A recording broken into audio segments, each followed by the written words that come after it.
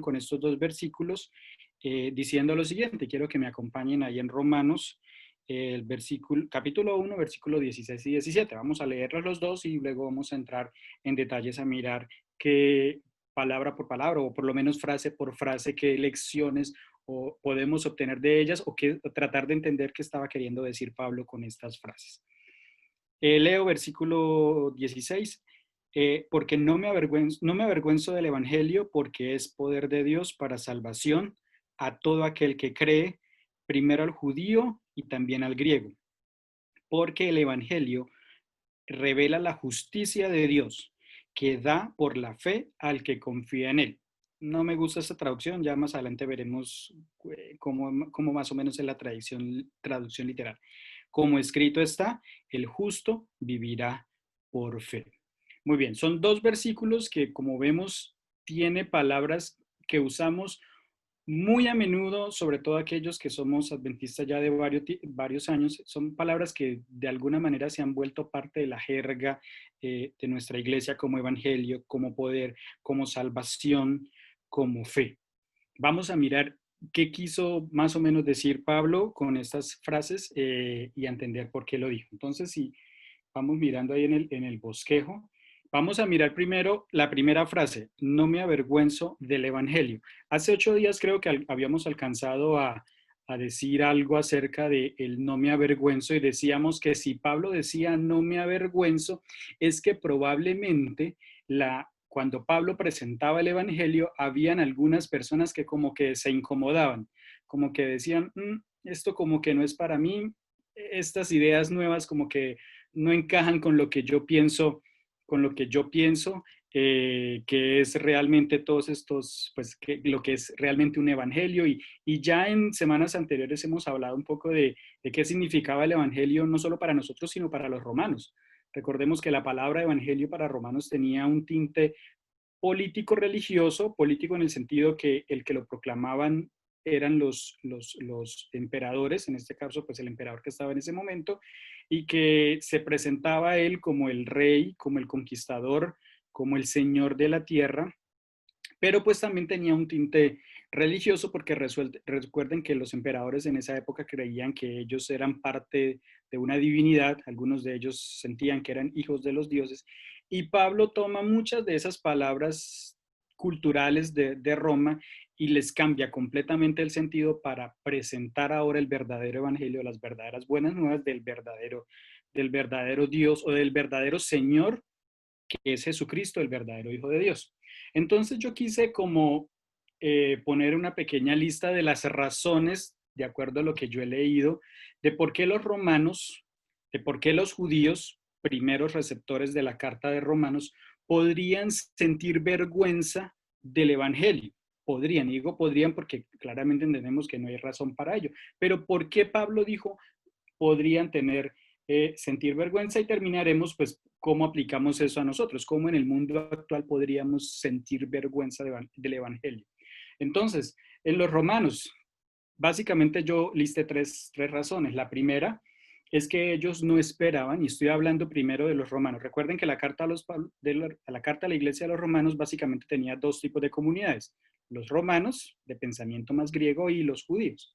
Entonces, para aquellos que tenían una herencia más romana, ellos no esperaban un señor o un rey que fuera extranjero, y mucho menos que fuera judío, una provincia que ellos dominaban, y además que ese Mesías o que ese rey fuera un hombre humilde. No era la concepción que ellos tenían de un rey, y más encima humillado, con, valga la redundancia, la mayor humillación que ellos podían dar a un ciudadano, bueno, a una persona de su imperio, que era la cruz. Entonces, era la primera razón por la cual ellos se sentirían avergonzados. No, yo cómo voy a seguir a un extranjero que dice ser rey, que es humilde y que además fue humillado por nosotros los romanos. La segunda razón es que, creo que ya lo hemos dicho, para los romanos el sentido del honor era algo muy importante. Ellos, ante todo, culturalmente les gustaba evitar la vergüenza. Ellos no querían sentir vergüenza de lo que eran y de lo que hacían. Por lo tanto, que se les predicara un mensaje en donde el concepto de honor y honra que ellos tenían, que era tener dinero, tener posesiones, tener esclavos, estar por encima de todos, que llegara un evangelio y les cambiara todo ese sentido, para ellos podía ser vergüenza. Sentarme en la misma mesa con mi esclavo, no, eso no va conmigo, eso me produce vergüenza. Que el honor sea servir a los demás y no que me sirvan a mí, no, eso me produce vergüenza, no, ese evangelio no. Y la tercera razón es un poco más política, y es que las palabras que Pablo usa, como por ejemplo paz, poder, salvación, tenían una connotación muy política en esa época. Y recuerden, para los que les gusta estudiar historia, la forma en que el Imperio Romano buscaba ese poder, esa paz o esa salvación. Salvación, entiéndala en el sentido de como de cuidar a los que están ahí dentro del imperio, y era a través del dominio militar, de la intimidación militar, de la sumisión de pueblos.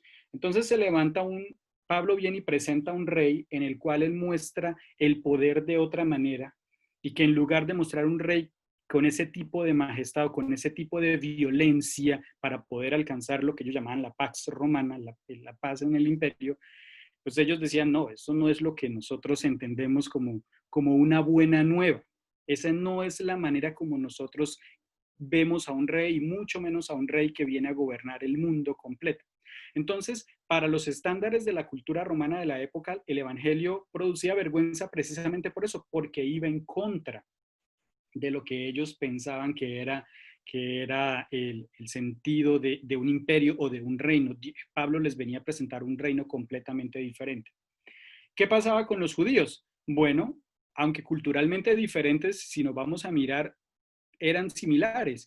Ellos también estaban buscando la paz y la salvación. De hecho, si leemos Isaías 52, 7 y 8, lo puse ahí en el bosquejo, pero creo que no lo alcanzamos a leer, texto en el que habla que bienaventurados son los que con los pies anuncian la paz y anuncian la salvación. Esa paz y esa salvación que estaban esperando los judíos, si ustedes saben en el contexto histórico de los evangelios, ellos esperaban un Mesías completamente diferente. Ellos en su cabeza tenían la figura, por ejemplo, de Moisés, el que luego de que con el poder de Dios, a través de 10 plagas, como ellos lo entendían, liberó al pueblo y de la esclavitud, y luego a través de Josué entran y a través del poder militar entran y conquistan todo. Y luego más adelante aparece la figura de David, un rey que con características similares a Josué, que con poder militar también logró expandir los territorios del reino de Israel y darle riquezas. Entonces, esa era la figura que ellos se imaginaban del Mesías. Por eso digo, a pesar de que era una cultura diferente a los romanos, de alguna manera buscaban casi que lo mismo. Y ese era el Mesías que estaban ellos esperando. Para los que han leído el libro El deseo de todas las gentes, de la escritora adventista Elena de White, ella recalca mucho eso en los capítulos donde habla de qué tipo de Mesías ellos estaban esperando. Estaban esperando, era ese tipo rey, era el Mesías tipo David que ellos querían, era el Mesías tipo Josué. De hecho, el nombre Josué y el nombre Jesús son exactamente el mismo nombre. Tal vez es que para nosotros hoy en día las traducciones llegan diferentes, pero para ellos era exactamente el mismo nombre, Josué y Jesús. Así que ellos les hablaban de Jesús, lo asociaban con Josué, y de hecho la palabra, como lo vamos a ver más adelante, Jesús significaba salvación, pero era una salvación tipo la que Josué hizo en su época, muy militar, y esa era la figura de Mesías que ellos estaban esperando. Entonces, que les presentaran un Mesías diferente, que en lugar de usar su poder para dirigir un ejército, lo usaba para alimentar al pobre, para enseñar, para resucitar un muerto, pues a ellos eso como que no les entendía, y como que ellos también sentían vergüenza. Uno, dos, para ellos sus ritos, y específicamente la circuncisión, que es un tema que se va a tratar durante todo el libro de Romanos, era algo de lo cual se sentían, o era un motivo de orgullo nacional. Es decir, el hecho de que yo fuera circuncidado, decía un judío, y de que practicara los rituales que estaban en la Biblia, en el Antiguo Testamento, en la Biblia de ellos, pues eso les daba a ellos un sentido de pertenencia a algo y que les generaba un orgullo. Yo soy parte del pueblo de Dios porque me circuncidé. ¿sí? Yo soy parte de algo especial de Dios porque hago esto y esto y esto, porque hago estos ritos. Entonces aparece Pablo y les dice, no, no, no, no es a través de ritos, es a través de creer en este nuevo Mesías, en este Mesías que acaba de llegar, en Jesús, que es del que habla toda la Biblia. Entonces para ellos ese motivo de orgullo, que era pertenecer al pueblo de Dios a través de un rito como la circuncisión, que Pablo les dijera, no, no, no, no, no, por ahí no es aceptando. Eso les podría a ellos traer vergüenza y como que no encajaba con lo que ellos sentían del concepto de lo que era evangelio. Si ustedes quieren agregar algo, no sino que me digan, yo aquí no estoy pendiente, pero pueden intervenir en cualquier momento. Ahora, la pregunta es, ¿eso era para los romanos y para los judíos? Bueno, y para nosotros. Esto, José, Entonces, antes de que pase a nosotros, yo sí sí, quisiera decir algo. Esto, am, para nosotros es muy, ¿qué palabra uso? Como que se ha vuelto común, me parece a mí, que seguimos a una persona que fue crucificada, ¿sí? Eso se vuelve común porque la crucifixión se volvió un símbolo religioso, pero en ese tiempo la crucifixión era un símbolo de humillación, ¿sí? La crucifixión era, a la cruz iban los peores criminales, especialmente si eran criminales políticos, por ejemplo, a revoltosos, dirigentes de revueltas violentas, ¿sí? Entonces, era como si hoy, o sea, era como que decir nosotros seguimos a una persona que fue considerada el peor, uno de los peores criminales de ese tiempo.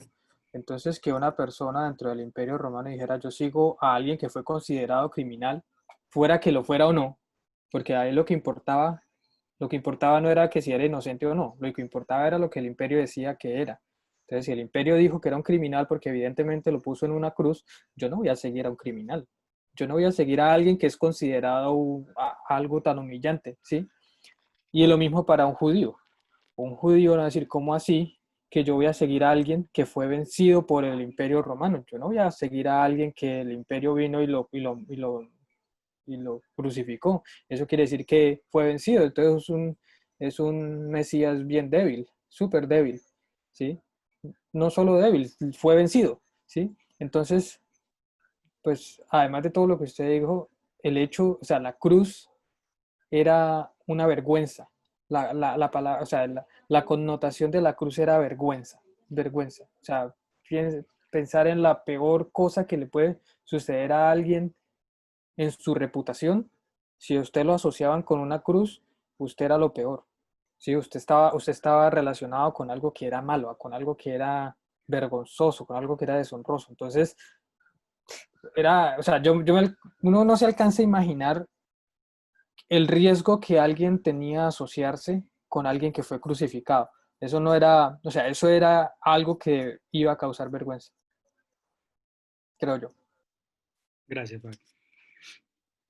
Y la pregunta es, bueno, para ellos Pablo tenía razones para decirles, no sientan vergüenza del Evangelio, porque aparentemente puede parecer que es humillante, pero hay poder en él y ya vamos a ver por qué hay poder. Esa es la siguiente parte. Pero antes de pasar a esa parte, la pregunta sería hoy para nosotros, bueno, en esa época podría ser vergüenza para los romanos, para los gentiles que ya entraban al movimiento de Cristo, los cristianos, así también a los judíos. La pregunta es, bueno, y para nosotros hoy, alrededor de 2000 años después de que se escribió esa carta, ¿cómo podríamos entender eso de que no siento vergüenza del Evangelio? Que si bien la carta no fue escrita directamente para nosotros, sí indirectamente nos llegó a nosotros y los principios los podemos aplicar hoy para nosotros. ¿Cómo podríamos entender eso de que para nosotros hoy, año 2020, no es vergüenza el Evangelio? Y si alguno tiene alguna opinión, pues puede, puede, puede opinar. Sí, José, yo creo que, pues, ahorita con todo lo que pasa y el cristianismo en general, no digamos ninguna denominación específica, digamos, de las que estamos aquí reunidos, sino en realidad el cristianismo a veces causa vergüenza ciertas aptitudes, digamos, de algunas personas llamadas así cristianas, ¿sí? Ujú. Entonces, en algunos momentos salen en noticias cosas que uno dice, uy, tremendo, y utilizan pues, su poder, digámoslo así, de convencimiento para hacer cosas como, digámoslo así, como robos, hurtos, cogen a los inocentes. Por ahí hace poco, hablando mal de la cultura LGBT, pues con unas palabras hasta groseras, y uno dice, pues, ¿esto qué es lo que está pasando? ¿Sí? Y a veces dice uno, ¿será que me da vergüenza ser cristiano? Pero realmente es que aquí Pablo está hablando desde el Evangelio, ¿sí? Y lo Ujú. que están haciendo Ujú. ellos y las personas que están, digamos, dejando en mal nombre el cristianismo, no están creyendo en el Evangelio. Ese realmente no es el Evangelio, ¿sí? Ese es una Exactamente. persona que se dice llamar cristiano, pero ese no es el Evangelio.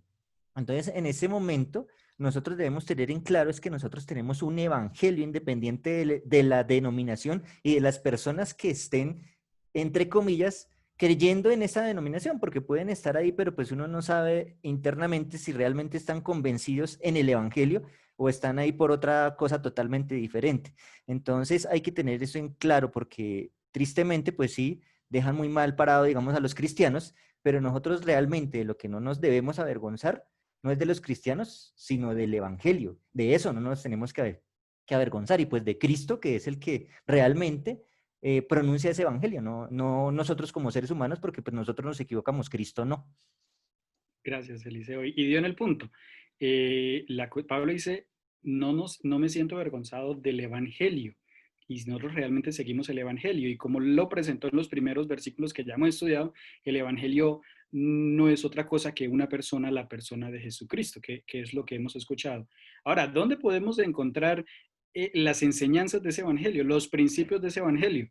Pues en la Biblia tenemos 4 libros, por empezar, solamente por empezar, que se llaman precisamente los Evangelios, y donde ahí se presentan los principios de estas buenas nuevas que el mismo Jesús enseñó cuando estuvo en esa tierra.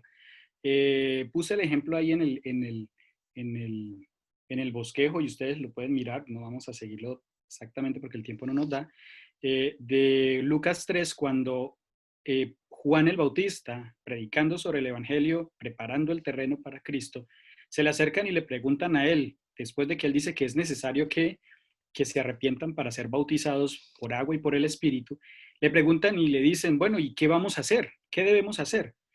Probablemente ellos se imaginaron que Juan les iba a dar una lista de rituales, que Juan le iba a dar una lista de ordenanzas que debían hacer. Muy similar tal vez a cuando el joven rico se le acerca a Jesús y le dice, Señor, ¿qué debo hacer para obtener la vida eterna? Es decir, ¿qué voy a hacer para seguir el Evangelio? Y Lucas Juan el Bautista les responde en Lucas 3, pueden mirar ustedes el texto después, lo que deben hacer es que si tienen 2 túnicas, compartan una con el que no la tiene. A ustedes los soldados que no abusen del poder que tienen. A los que recolectan impuestos que no abusen del poder y no cobren doble. Es decir, él les presenta unas enseñanzas sencillas, pero que van dirigidas precisamente hacia el núcleo de los principios del Evangelio, que fue la misma vida de Cristo y fue el tema central del Evangelio, que yo lo he mencionado varias veces en mis intervenciones acá, es el amor a Dios que se manifiesta a través del amor al prójimo. Y eso es lo que les dice Juan. Cuando el joven rico le pregunta a Jesús, Señor, ¿qué haré si ya me hice todos los 10 mandamientos? ¿Qué le responde Jesús?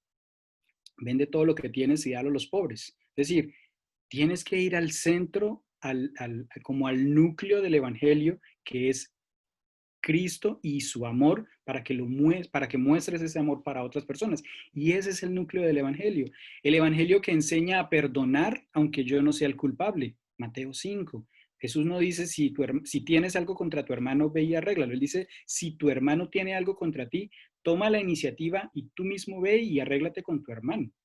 Es un concepto porque, y aún hoy nosotros decimos, no, yo no he hecho nada. Él fue el que me la hizo, venga y me pida perdón. Pero el Señor Jesús le está diciendo, no, señores, eso no es lo que dice el Evangelio. El Evangelio dice que si tú tienes algo, perdón, si tu hermano tiene algo contra ti, está en Mateo 5, ve y arréglalo antes de presentar tu ofrenda. O sea, antes de pedir perdón. La ofrenda se presentaba para pedir perdón. Entonces, antes de pedir perdón a Dios por tus pecados, recuerda si alguien tiene algo contra ti, ni siquiera si tú tienes algo contra tu hermano. Y ese es el evangelio. Y tal vez para algunos puede decir, no, pero esta manera de ser manso, de ser humilde, de perdonar, como que no encaja con mis principios. Eso es lo que no me han enseñado y más si somos de una cultura así que tenemos que mostrar el poder. Pero Jesús le está diciendo, yo les vengo a enseñar otro evangelio. Y de pronto nos puede pasar, o a mucha gente que uno ha hablado, no, a mí esto como que, esto no es conmigo, a mí me da pena, eso no, ese no es el tipo de persona que soy yo. Bueno, pero ese es el evangelio que quiere enseñar. Ese es del evangelio del cual, que es la vida de Cristo, que el cual no nos debemos sentir avergonzados y que debemos vivir. Hermano, Sí, buenas claro. noches, ¿cómo estás? Buenas noches. Buenas noches. José Daniel, quiero compartirles un mensaje. Inclusive lo encontramos en el Espíritu de Profecía, en el libro La Educación. Hay un apartado que titula Biografías de grandes hombres y nos cuenta la historia del apóstol Pablo. Esto está en la página 60, 61 y 62. Me permito abrir comillas para comentarles y después continuar con lo que usted viene diciendo referente al amor, porque eso va ligado mucho a lo que es la iglesia de Éfeso, que la encontramos también en el Apocalipsis, porque esta iglesia que quedaba en una ciudad tenía unas características muy particulares y Dios rescataba eso, pero también le amonestaba a que cambiara ciertos pensamientos que estaban permeando a la iglesia y que lo están alejando del amor de Dios. Entonces voy a comentar lo que dice el hermano de White, abro comillas, respecto a la vida de Pablo.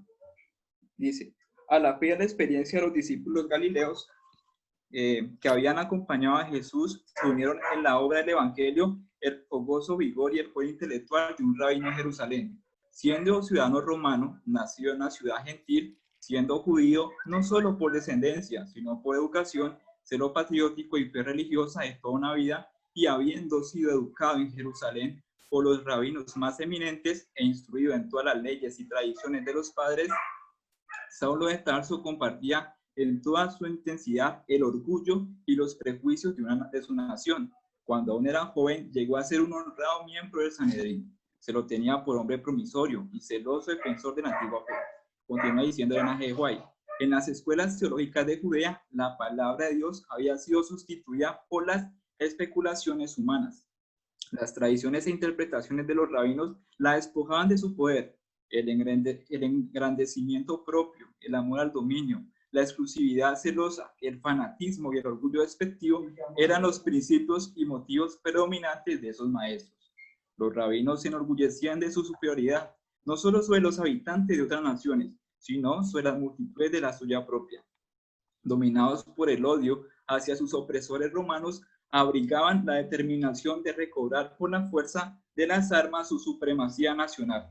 Odiaban y daban muerte a los seguidores de Jesús, cuyo mensaje de paz era tan opuesto a sus proyectos ambiciosos. Y en esa persecución, Pablo era uno de los más crueles e implacables actores. Entonces, hermanos, los pongo en contexto. Como decía el hermano Fernando, hay que tener en cuenta lo que ocurría en el Imperio Romano, ¿verdad? Había una disputa de poder, ellos eran los que dominaban el mundo, ellos tenían una gran fuerza militar, pero los judíos querían obtener su libertad, esa esclavitud que se veía dando de muchos años por medio de la fuerza. Y Pablo se sentía celoso, ¿sí? Inclusive en su juventud él fue uno de los que apoyó el apedreamiento de Esteban. Pero hay que tener en cuenta cuando el apóstol Pablo, Jesús se le presentó personalmente, tuvo ese llamado, él aceptó el mensaje sin importar las consecuencias porque él sabía lo que se venía. ¿Sí? Y los judíos quisieron destruir a Pablo y a sus seguidores porque sabían que era un evangelio de paz, de pureza, de amor. No un evangelio que solamente buscaba el beneficio propio, la ostentación, el orgullo, la ambición, la avaricia y mirar a otras personas como si no tuvieran ningún valor para el Señor. Y si nosotros, hermanos, ahora tocando el tema del evangelio, vamos a lo que nos menciona el apóstol Juan, el discípulo amado en Apocalipsis 2, ahí leemos la primera iglesia, la iglesia de Éfeso. Si nosotros buscamos esta etimología de Éfeso, significa deseable, una ciudad hermosa, ¿sí? Que tenía muchos dones del Espíritu Santo. Inclusive, hermanos, voy a compartir lo que dice Apocalipsis, capítulo 2, versículo del 1 hasta el 7. Dice, escribe el ángel de la iglesia de Éfeso, porque en esta iglesia inclusive se encontraba el apóstol Pablo, y ahora les comparto la cita. El que tiene las 7 estrellas de su diestra y anda entre los 7 candelabros de oro dice, conozco tus obras, tu trabajo, tu paciencia y que no puedes fallar a los malos, probaste a los que dicen ser apóstoles y no lo son, y los hallaste ser mentirosos. Has perseverado y soportado pruebas por mi nombre, y no has desfallecido. Pero tengo contra ti que has dejado tu primer amor. Y hay que tener en cuenta esta frase, has dejado tu primer amor. Pero aquí viene la amonestación del Señor. Por tanto, recuerda de dónde has caído y arrepiéntete, y vuelve a las primeras obras. Si no te arrepientes, vendré a ti y quitaré tu candelero de su lugar. Pero tienes en favor que aborrece las prácticas de los nicolaitas, que yo también aborrezco. El que tiene oído, oiga lo que el Espíritu dice a las iglesias. Entonces quiero compartirles algo, hermanos, referente a lo que mencioné del primer amor. Si nosotros nos ponemos en la tarea de buscar lo que dice el Nuevo Testamento, encontramos en Primera de Tesalonicenses, versículo 1, Primera de Tesalonicenses, capítulo 1, versículo 3, que la iglesia primitiva gozó los dones del Espíritu Santo. Andando en los tiempos se infiltraban falsos apóstoles, pero fueron desenmascarados como mentirosos y engañadores, según lo que menciona 2 Corintios 11, versículo 13. El reconocimiento de sus celos, su sufrimiento y su trabajo arduo, pero había olvidado el primer amor. No había el amor de la desposada. Se entiende por primer amor, escuchen bien, hermanos, a las circunstancias cuando el hombre reconoce a Jesús como su salvador personal, se arrepiente de sus pecados y es regenerado por el Santo Espíritu.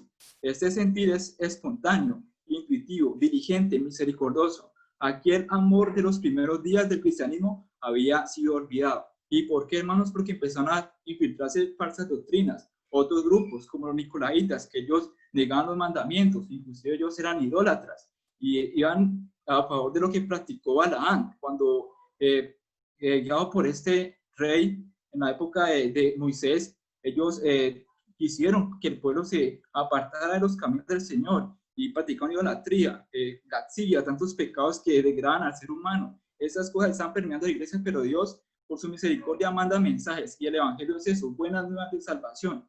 Pero nosotros debemos reconocer nuestra necesidad, pedirle a Dios que nos transforme, nos guíe para que ese amor que sentimos en un comienzo no se apague, porque estamos a merced de que Satanás nos tiente, nos somete y finalmente nos alejemos de Dios. Y es la amonestación que Pablo hizo en su momento, porque él fue llevado después a Roma y ya murió. Y también los apóstoles murieron por la causa del Señor. Y nosotros, como decía hermano Fernando, somos llamados a eso, a predicar el evangelio, sin importar las consecuencias, y demostrar ese amor que Dios derramó en nosotros, para nosotros compartirlo y que este mundo conozca quién es Dios y lo que Él espera para nosotros, que es la vida eterna y la salvación de nuestras almas y habitar con Él por toda la eternidad.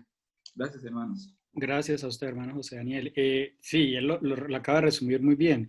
Si miramos en el libro de los Hechos, la forma en que estos primeros cristianos entendían el evangelio y lo practicaban era asombroso. Decía que ellos vendían sus posesiones para que el que no tuviera de comer tuviera con qué comer. Es decir, ellos se preocupaban y es parte de lo que es el siguiente versículo, que no creo que vayamos a llegar, cuando habla sobre la justicia de Dios, y hay muchos textos que hablan sobre la justicia de Dios. Justicia de Dios no es otra cosa que llevar equidad a todos. Es decir, que ellos se preocupaban porque todos tuvieran suplidas sus necesidades básicas.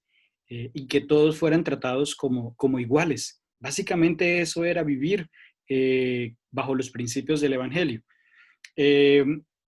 Continuemos. La segunda parte del versículo 16, luego de que dice que no me avergüenzo, dice, porque es poder de Dios para salvación a todo aquel que cree, primero al judío y también al griego. Dos palabras aquí que quiero que resaltemos. La primera es poder, y ya hablamos un poco de esta. El hermano José Daniel también en su resumen decía que en un principio, antes de que Pablo se encontrara con Jesucristo, él tenía un concepto diferente del poder. Como los romanos se habían apoderado de los judíos, él pensaba, como la mayoría de los judíos pensaban, tratar de recuperar ese poder a la fuerza, a través de la violencia. Pero el Señor le dice a Pablo, no es a través de la violencia, mi poder es un poco diferente. A veces cuando nosotros imaginamos el poder de Dios, nos imaginamos, no sé, un poder tan grande que es capaz de sacudir la tierra, un terremoto grande que todo se destruya. Pero si nosotros vamos a los evangelios, encontramos el poder de Dios muy relacionado con su amor. Y entonces a través de su poder alimentó a los que no tenían con qué comer. Usando su poder, sanó a aquellos que estaban enfermos. Utilizando su poder, enseñó a aquellos que necesitaban aprender acerca del evangelio. Es decir, usando su poder, y por eso Pablo aquí está diciendo que porque es poder de Dios para salvación, buscaba la salvación de las personas. Ahora la pregunta es, ¿y qué significa la palabra salvación? Nos pusimos a mirar con mi hermano lo que significa la palabra salvación y encontramos algo interesante. La palabra que se usa en griego en Romanos para salvación es la palabra soteria. Soteria, yo creo que la pronunciación debe ser soteria. Y tiene varios significados. Allí lo pongo en el bosquejo. Esto significaba liberación, significaba restauración, significaba obviamente salvación, pero también significaba sanidad. Y dice ahí, ustedes pueden leer ahí en la aplicación que Jordi les dio para mirar el significado de las palabras en griego. Dice que la palabra que usa Pablo aquí para significar salvación también significa sanidad física, espiritual o mental. Es decir, que cuando yo comienzo a vivir con los principios de Dios, está diciendo Pablo, el poder de Dios se manifiesta para que yo sea sano, sea restaurado, sea salvo, por decirlo así. A veces nosotros asociamos la palabra salvación con un evento futuro y está bien, en eso creemos y no estoy diciendo que esté mal, pero no es solamente el evento futuro. La salvación va a comenzar desde el momento en que yo decido empezar a vivir los principios de Dios. En el momento que yo comienzo a vivir bajo los principios del evangelio que hemos venido estudiando, que Cristo enseñó y practicó, yo también comienzo a tener sanidad física y mental. No sé si, no, aquí no fue donde compartí el ejemplo, lo quiero compartir. Hace unos meses, por diferentes razones, tuve que asistir a unas terapias con un psicólogo, con una psicóloga, y era interesante que las terapias que ella me ponía a hacer, yo me ponía a pensar y digo, pero si nosotros toda la vida lo hemos venido enseñando, sobre todo pues yo que crecí en la iglesia, porque me decía, bueno, José, para que baje un poquitico su ansiedad y pues logremos un equilibrio mental mejor, entonces las cosas que tiene que hacer es que vamos a empezar a hacer más, vamos a mantener la temperancia en el cuerpo. Uno de los dones del Espíritu Santo es la temperancia, entonces vamos a dormir lo que es, vamos a comer temperantemente, vamos a comer a las horas que es, pero además va a practicar la meditación. Yo lo asocié a la oración, a la lectura cada día, pero no se puede quedar ahí. Trate de los 7 días, no trabaje todos los días, saque un día y descanse. Y ojalá en ese día váyase de voluntario, ayude a otra persona, que ya ha comprobado, los psicólogos ya hemos entendido que cuando una persona se dedica a ser voluntario, a ayudar a otros, eso produce sanidad mental. Y yo la escuchaba y yo decía, pero si eso yo lo sé, eso es lo que a mí me han venido enseñando. Ella, sin proponérselo, me dio una clase de salud de las que nosotros entendemos, eh, me habló hasta del sábado, me habló del amor al prójimo desde su punto de vista como psicóloga. Y ahí entendí que cuando Pablo dice que el evangelio es para salvación y que la palabra salvación también significa sanidad, es que cuando yo comienzo a vivir estos principios del evangelio, comienzo a vivir de acuerdo como Dios quiere que yo viva, mi cuerpo va a empezar a estar sano y mi mente va a estar también a estar sana. Eso no quiere decir que a veces como cristianos no podamos estar enfermos, sí, pero el hecho de empezar a vivir de acuerdo a los principios del evangelio, de acuerdo a lo que dice Pablo, va a traer sanidad a mi cuerpo. Es interesante que la palabra salvación en el hebreo, ya vivimos que en griego era soteria, pero en hebreo la palabra para salvación es Yeshua. ¿Le suena? Recuerden Mateo 1:21, y llamará su nombre Jesús porque él salvará a su pueblo de sus pecados. La palabra salvación, literalmente, la palabra salvación en hebreo es Yeshua. Es de la misma que viene la palabra Josué, del personaje del Antiguo Testamento, y es la misma de la que viene la palabra Jesús. Es decir, que cada vez que en los evangelios, en esa época, todas las personas se referían a Jesús, cada vez que pronunciaban la palabra Jesús, ellos estaban pronunciando la palabra salvación. Es decir, en su mismo nombre estaba impreso lo que él venía a hacer.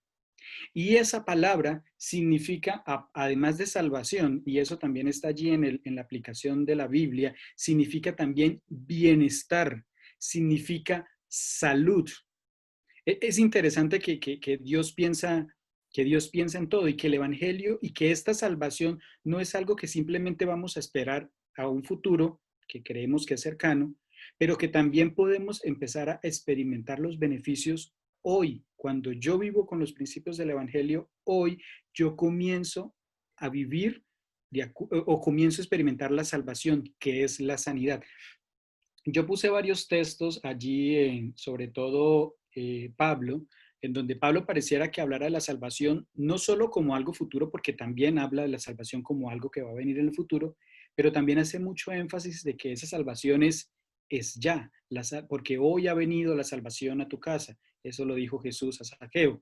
Hoy ha venido la salvación, no va a venir cuando yo venga, también vendrá, porque la recompensa final de la salvación vendrá en el momento de la segunda venida del Señor. Pero Jesús le dijo a Zaqueo, hoy ha venido la salvación a tu casa, hoy puedes empezar a vivir el concepto de la salvación personalmente en tu vida. Y lo decía porque precisamente Jesús iba a estar ahí, pero porque en ese momento Zaqueo, al aceptar los principios del Evangelio, él comenzó a tener una sanación espiritual, una sanación mental y una sanación física en él mismo, en todo su cuerpo, que para mí es una sola cosa. Las tres, si bien las podemos entender como tres diferentes, para mí están muy, muy, muy relacionadas. Creo que alguien iba a decir algo. Esto sí, no sé si alguien más iba a decir, pero ok, soy yo. José, usted me hizo recordar de un versículo, no recuerdo dónde está, creo que es en Juan, que Jesús dice que conocerán la verdad y la verdad los hará libres, ¿sí? Y pues lo asocio con la palabra salvación. Y lo interesante es que él dice que es la verdad lo que los hace libres, ¿sí? No es una espada, no es irme yo a pelear con lo que sea que tengo que pelear a la fuerza, sino es la verdad. Y tiene mucho sentido, porque normalmente lo que nos mantiene esclavos son mentiras que nos creemos. Esa es mi opinión, ¿sí? Entonces, cuando viene el Evangelio con la verdad, por ejemplo, de que yo, nosotros, somos hijos de Dios, ¿sí? Esa verdad puede romper un montón de esquemas en la cabeza de uno si uno viene de un lugar en el cual le han dicho que uno no vale nada, en un lugar que le han dicho que las cosas malas o mis equivocaciones son lo que me definen, ¿sí?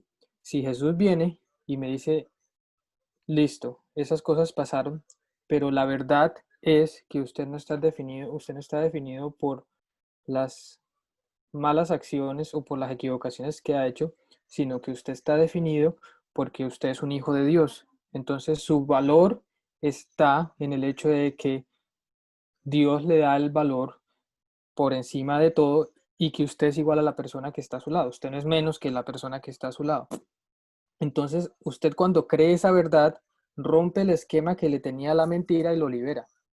Y libera a una persona literalmente a que haga cosas que no se imaginaba que iba a hacer, ¿sí? Que normalmente tienen que ver con servir al prójimo e impactar la sociedad. Así que sí, me acordé de este versículo y me acordé cómo lo que usted dice de que no es solo una salvación que nosotros esperamos para el futuro, ¿sí?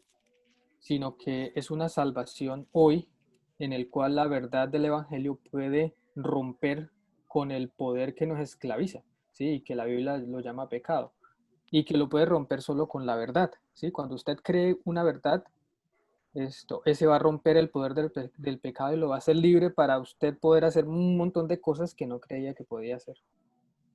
Hermano, quiero Sí, compartir claro. algo respecto a lo que decía Fabián. ¿Sí? ¿Puedo? Sí, claro. Hermanos, quiero compartirles lo que dice Juan 14, 6. Dice Jesús: yo soy el camino, la verdad y la vida. Nadie viene al Padre sino por mí. Y hay que tener en cuenta algo, según lo que nos menciona Santiago, capítulo 2, encontramos qué es la verdad. Y la verdad es la ley del Señor. Y la pregunta es, bueno, no sé cómo sabe que la ley del Señor es la verdad. Lo hemos escuchado, pero Santiago nos da la evidencia al afirmar lo siguiente: si en verdad cumplir la ley real conforme a la escritura, amarás a tu prójimo, estoy leyendo desde el versículo 8, como a ti mismo, bien hacéis. Pero si hacéis acepción de personas, cometéis pecado y quedáis convictos por la ley como transgresores. Porque el que guarda toda la ley y ofende en un solo punto, es culpable de todos. Porque el que dijo, no cometerás adulterio, también ha dicho, no matarás. Si cometes adulterio pero matas, ya eres transgresor de la ley. Hablad y obrad como los que habéis de ser juzgados por la ley de la libertad. ¿Sí? Conocéis la verdad y la verdad os hará libre. La ley de Dios es la verdad, es la ley real, la que nos convence a nosotros de pecado. ¿Por medio de quién? Del Espíritu Santo. Y dice, juicios y misericordia se hará con el que no hace misericordia, la misericordia triunfa sobre el juicio. Y si nosotros buscamos, hermano, lo que nos dice Salmo 119, 142, dice lo siguiente: tu justicia es justicia eterna y tu ley es la verdad. Porque hay que tener en cuenta algo, hermanos, hay dos espíritus. El espíritu de verdad, que es el Espíritu Santo, tal como lo menciona Juan en el capítulo 14, versículo 17 dice, al Espíritu de verdad, a quien el mundo no puede recibir porque no lo ve ni lo conoce, pero vosotros lo conocéis porque está con vosotros y estará en vosotros. Y él no nos dejó huérfanos, porque hay otro espíritu, el espíritu de mentira, iniquidad, según lo que menciona segunda de Tesalonicenses capítulo 2, dice, por cuanto rehusaron amar la verdad y no seguir los mandatos del Señor. Estoy parafraseando: Dios envía un espíritu de mentira para que crean en el error y sean condenados, porque la verdad es la palabra de Dios, principalmente enfocada en ¿quién? Los 10 mandamientos, porque Jesucristo dice, yo soy el camino, la verdad y la vida. Sabemos que la palabra de Dios es la lámpara, la que guía nuestros pasos para no caer en tentación y apartarnos de él. Y cuando tocamos el tema del evangelio hay que tener en cuenta, porque dice Jesucristo y pues el apóstol Pablo, que no me avergüenzo del evangelio porque es poder de Dios.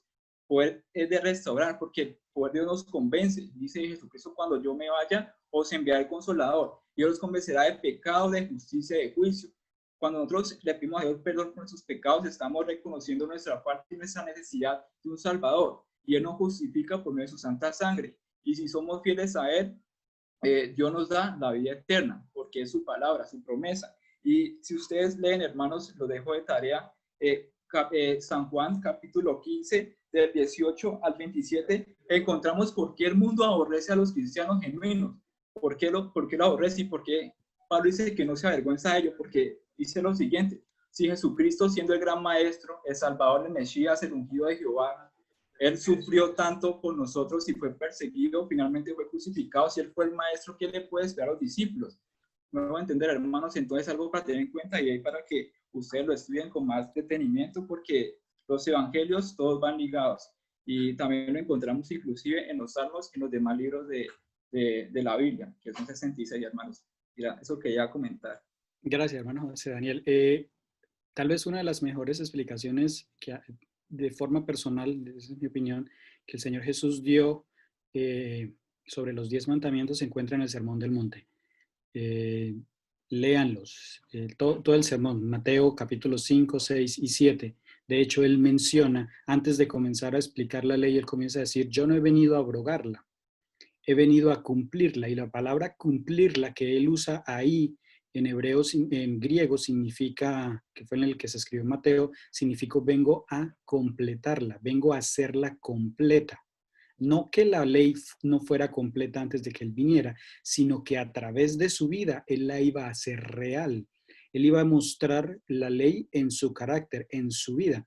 Él, de hecho, en dos textos, uno en Lucas y otro, creo que es Lucas y Juan, él dice que la ley, los profetas y los salmos hablan de mí, refiriéndose a que él vino a ser carne lo que estaba en la letra en el Antiguo Testamento. De hecho, eso lo dice Juan, el capítulo capítulo número 1. Por eso él se identifica a sí mismo como la verdad, porque él vino a vivir en carne los principios que estaban expuestos en la ley que él entregó a través de Moisés y que se presentó a través del Antiguo Testamento. Gracias a los que han participado. Nos quedan 5 minutos. Bueno, y todavía falta el versículo 17. Solo el versículo 16 termina diciendo salvación a todo aquel que cree, primeramente al judío y luego al griego. Esa palabra cree, pues, es la misma palabra que se usa para fe, pero pues quería mirarla en el versículo 17. Yo quiero No aportar sé. algo, Sí, claro, aunque sí, claro. no sé si esté conectado con lo que tú quieres decir en el 17, Ok. pero es que justamente cuando dice a todo aquel que cree, está hablando, pues está anticipando un poco de la parte central de la que habla el libro de Romanos, y es de la salvación por la fe y por la gracia y no por las obras. Creo que esta es Exactamente. como una de las introducciones más contundentes a uno de los contenidos fundamentales del libro, al hacer esa claridad de que es salvación a todo aquel que cree. Y pues luego habla del judío primeramente y al griego, también pues hablando un poco del ministerio de Pablo que llevó el evangelio a los gentiles. Exactamente.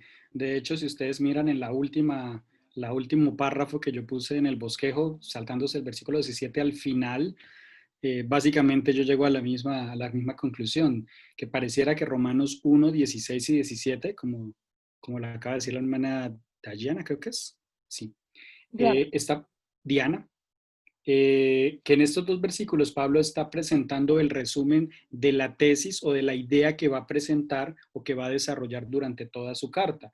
Y que en esta tesis él plantea que en la cruz Jesús redefinió el concepto de poder, el concepto de salvación, el concepto de justicia, el concepto de vergüenza y el que mencionó ahorita la hermana Diana, el concepto de fidelidad o de creer o de tener fe.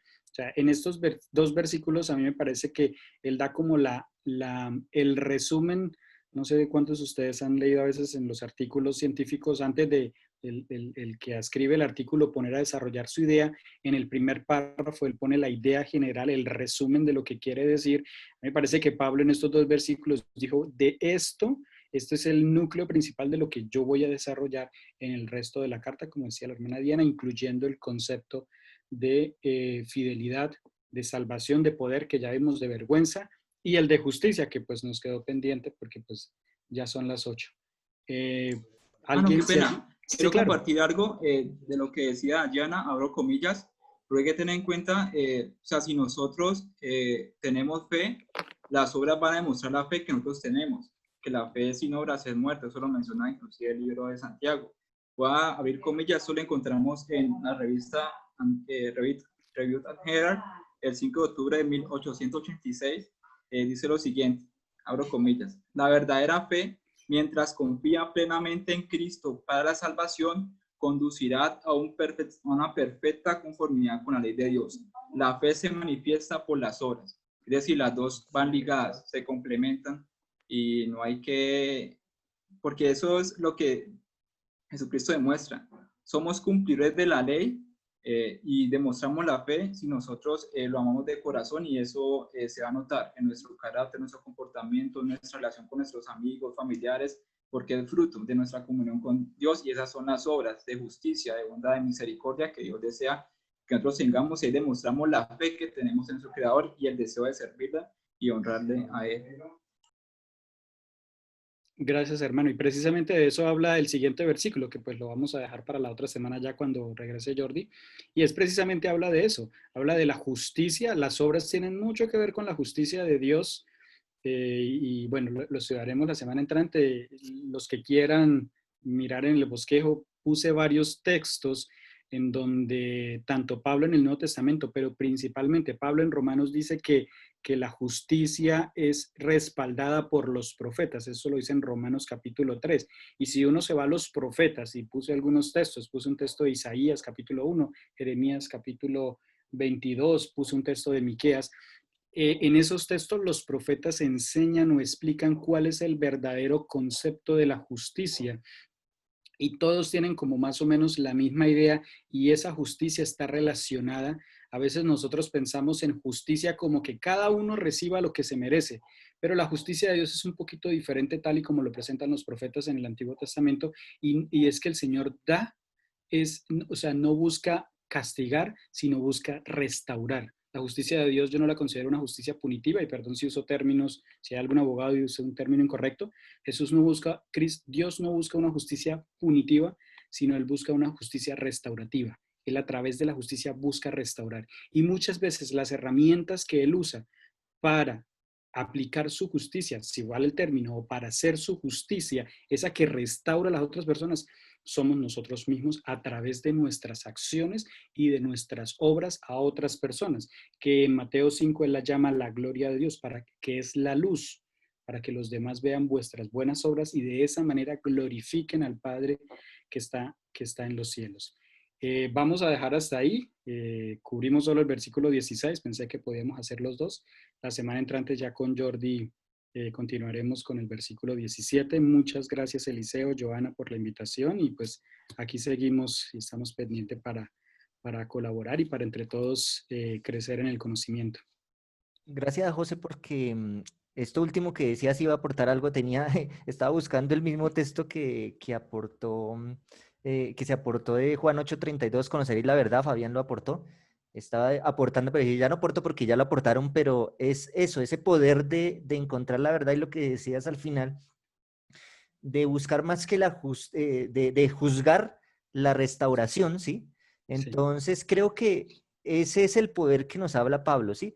Ese poder que salva, ¿sí? Porque, pues sí, yo a las malas puedo tener poder y obligo a todos a que a las malas hagan las cosas, y diría yo tengo poder, pero el poder de Dios es diferente. El poder de Dios es cómo yo hago las cosas con el amor que Él me da, y yo finalmente termino obedeciendo, pero no a las malas, sino por todo el amor. O sea, es algo totalmente que no nos cabe a nosotros en la cabeza, y no le cabe a nadie. O sea, todos quieren el poder para hacer las cosas a la fuerza, pero Jesús vino a desbaratar todo. Con amor logró que muchas personas cambiaran totalmente su forma de ser, y aún en día hoy nos cambian y nos seguirá cambiando por la eternidad. Entonces, muy interesante este tema. Creo que ese versículo es poderosísimo. Es poder para salvación, dice. Entonces, exactamente. Gracias.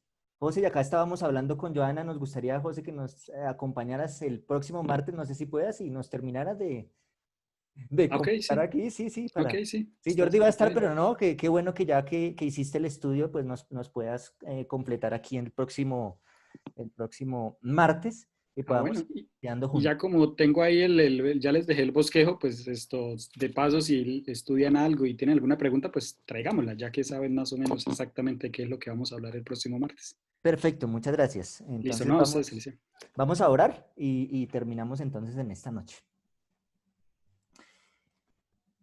Señor, te damos gracias en esta noche por tu compañía, por tu dirección, porque nos has guiado en este estudio, porque tu evangelio es poder, Señor, y necesitamos ese poder en nuestras vidas para demostrar el amor que tienes con nosotros hacia otras personas, Señor, pero que venga de nosotros hacia ellos para que sepan que eres tú y no nosotros, Señor.